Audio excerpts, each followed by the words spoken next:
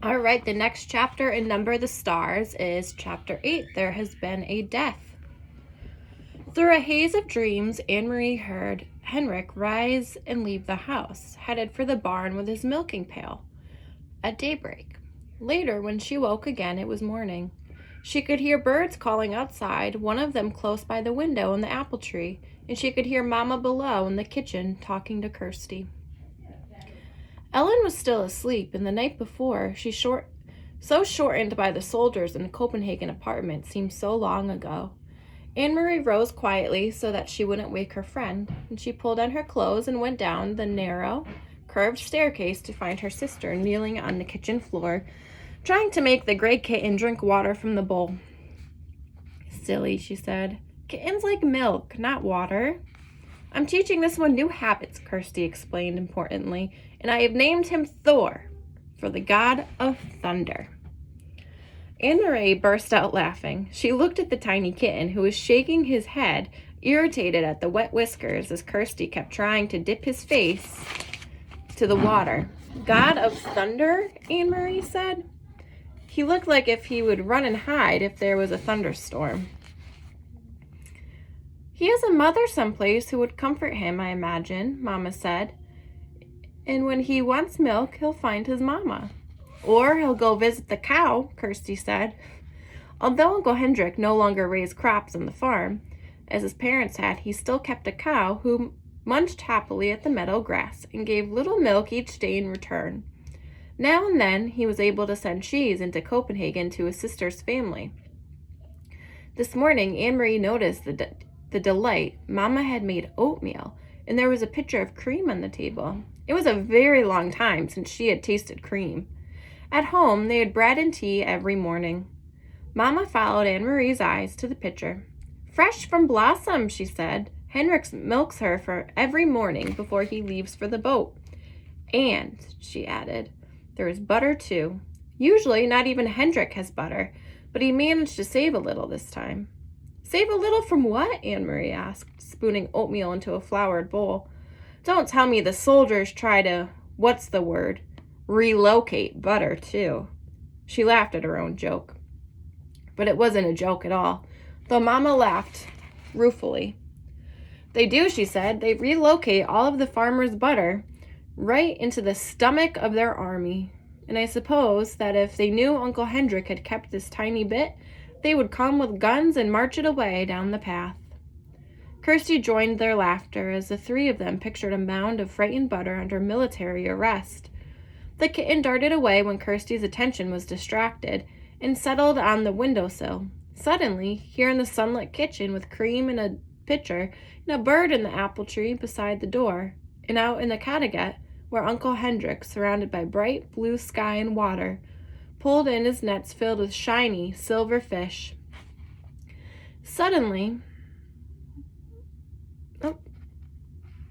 Surrounded by the bright blue sky and water, pulled in its nets filled with shiny silver fish, and suddenly the specter of guns and grim-faced soldiers seemed nothing more than a ghost story, a joke with which frightened children in the dark. Ellen appeared in the kitchen doorway, smiling sleepily, and Mama put another floured bowl with steaming oatmeal on the old wooden table. "Cream," Anne-Marie said, gesturing to the pitcher with a grin. All day long, the girls played out of the doors until the brilliant clear sky and sun. Anne-Marie took Ellen to the small pasture beyond the barn and introduced her to Blossom, who gave a lazy, rough-textured lick to the palm of Ellen's hand when she extended it timidly. The kitten scampered around and chased flying insects across the meadow, and the girls picked armfuls of wild flowers, dried brown, now that it was an early fall chill, and arranged them in pots and pitchers until the tabletops were crowded with their bouquets. Inside the house, Mama scrubbed and dusted, tisking at Uncle Hendrik's untidy housekeeping. She took the rugs out of the clothesline and beat them with a stick, scattering dust into the air. "Oh, he needs a wife," she said, shaking her head, and attached the old wooden floors with a broom while the rugs aired. "Just look at this," she said, opening the door to the little used formal living room with its old-fashioned furniture. He never dusts. And she picked up the cleaning rags. And Kirsty, she added, the god of thunder made a very small rain shower in the corner of the kitchen floor. Keep an eye on him. Later in the afternoon, Uncle Henrik came home, and he grinned when he saw the newly cleaned and polished house, and double doors to the living room wide open, the rugs aired, and the windows washed. Henrik, you need a wife, Mama scolded him. Uncle Henrik laughed and joined Mama on the steps near the kitchen door. Why do I need a wife when I have a sister? He asked in the booming voice. Mama sighed, but her eyes were twinkling. Oops. And you need to stay home more often and take care of this house. This step is broken and there's a leaky faucet in the kitchen. And Hendrik was grinning at her, shaking his head in mock dismay. And there are mice in the attic, and my brown sweater has a moth hole in the sleeve. And if I don't wash the windows soon... They laughed together. Anyway, Mama said, I have opened every window, Henrik, to let the air in and the sunlight. Thank goodness it's such a beautiful day. Tomorrow will be a day for fishing, Henrik said, his smile disappearing. Anne-Marie, listening, recognized that odd phrase. Papa had said something like that on the telephone.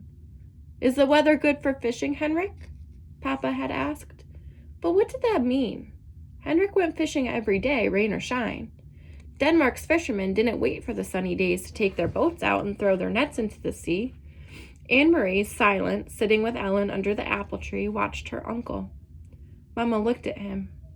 The weather is right? She asked. Henrik nodded and looked at the sky. He smelled the air. I will be going back to the boat tonight after supper. We will leave very early in the morning, and I will stay on the boat all night. Anne-Marie wondered what it would be like to be on a boat all night, to lie at anchor hearing the sea slap against the sides, to see the stars from your place on the sea. You prepared the living room? Uncle Henrik asked suddenly. Mama nodded. It is cleaned, and I moved the furniture a bit to make room. And you saw the flowers, she added. I hadn't thought of it, but the girls picked dried flowers from the meadow. Prepared the living room for what? Anne-Marie asked. Why did you move the furniture? Mama looked at Uncle Henrik, and he reached down for the kitten, scampering past, and now held it against his chest and scratched its chin gently. It arched its small back with pleasure. Well, girls, he said, it is a very sad event, but not too sad, really, because she was very, very old. There's been a death, and tonight your great Aunt Bertie will be resting in the living room in her casket before she is buried tomorrow. It is an old custom, for the dead to rest at home and their loved ones to be with them before the burial. Kirsty was listening with a fascinated look. Right here? She asked. A dead person right here? Anne-Marie said nothing. She was confused. This was the first she had heard of a death in the family. No one had called Copenhagen to say there had been a death. No one had seemed sad. And most puzzling of all, she had never heard the name before. Great Aunt Bertie? Surely she would know if she had a relative by that name. Kirsty might not. Kirsty was little and didn't pay much attention to such things. But Anne-Marie did. She had always been fascinated by her mother's stories of her own childhood. She remembered the names of all the cousins, the great aunts and uncles who had been a tease, who had been a grouch, who had been such a scold that her husband had finally moved away to a different house, though they continued to have dinner together every night. Such wonderful, interesting stories filled with the colorful personalities of her mother's family. And Anne-Marie was quiet, quite certain, though. She said nothing.